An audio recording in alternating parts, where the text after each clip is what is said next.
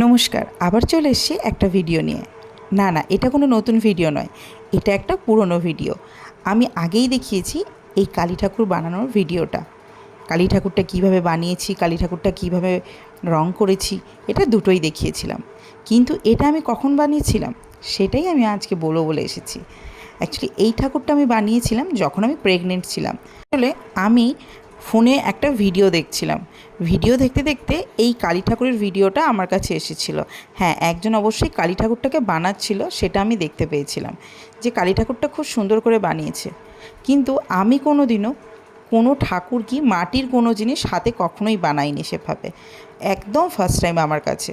যেমন কি আমার হাতের কাজ কিছু করলেও ছোটোবেলার স্কুল টাইমে সেই সময় পর্যন্ত দিদির কাছ দিয়েই আমি করে নিতাম, কারণ আমার দিদি অনেক সুন্দর হাতের কাজ জানে।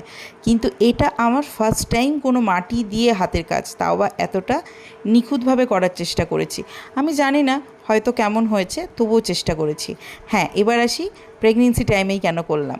কারণ আমার খুব মনে হয়েছিল যে কিছু হাতের কাজ করে নিজেকে ব্যস্ত রাখা, নিজেকে ব্যস্ত রাখলে মনটা খুব ভালো লাগবে। কিন্তু সবাই বলে যে প্রেগনেন্সি টাইমটাতে কোনো ঠাকুর বানানো বা ঠাকুর পুজো দেয়া বা কোনো রকম কোনো আঁকা, এগুলো নাকি উচিত না। মানে এগুলো আগেকার মানুষরা বলে থাকেন, এটা আমার মনে হয় না। এরকম কোনো যুক্তি পাইনি যে কেন করতে নেই বা কেন করে না।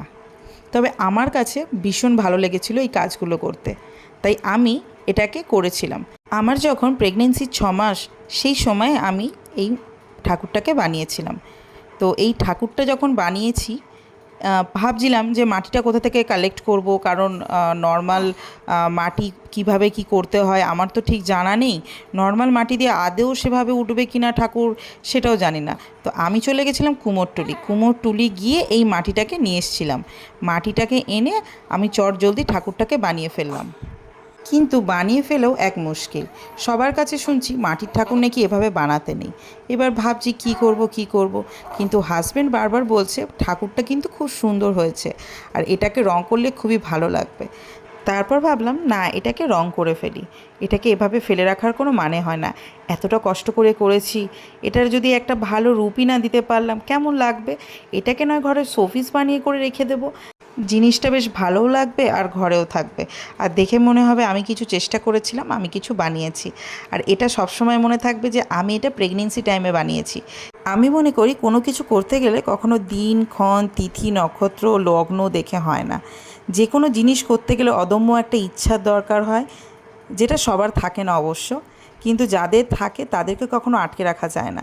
তো যে কোনো জিনিস কেউ কিছু করতে চাইলে অবশ্যই সেই সময় করা উচিত, কারণ সময়টা কখনো থেমে থাকে না। আর মন যদি আপনার পরিষ্কার থাকে সব কিছুই আপনার জন্য ভালো হবে। সেটার জন্য কারোর কথা মতো চলে আপনার কিছু ভালো হবে না। সেটার জন্য আপনাকে আপনার মতোই চলতে হবে, তাহলেই আপনার জন্য সেটা ভালো হবে আমি মনে করি আসলে।